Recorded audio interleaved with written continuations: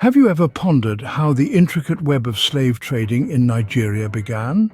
A complex tapestry woven through centuries, the story of slave trading in Nigeria is one that is seldom told in its entirety. Today, we delve into this often overlooked chapter of global history. In the 15th century, the transatlantic slave trade was initiated by the Portuguese, who first arrived on the Nigerian coast in 1471.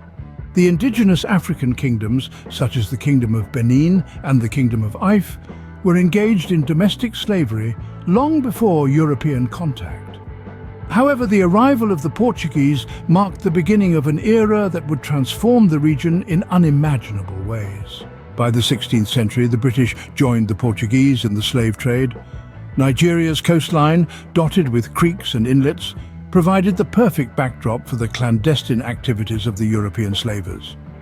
This period saw the painful exodus of millions of Nigerians who were shackled and shipped off to the Americas and the Caribbean to labor on plantations. Fast forward to the 18th century, the height of the slave trade.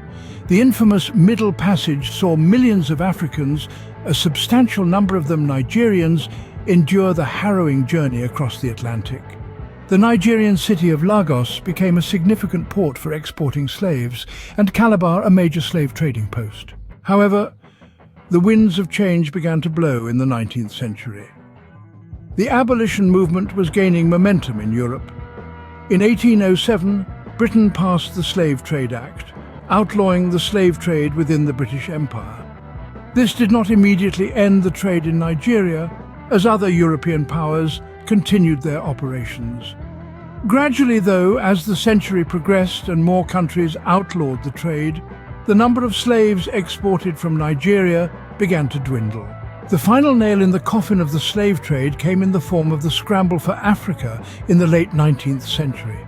As European powers carved up the continent amongst themselves, Britain took control of what is now Nigeria.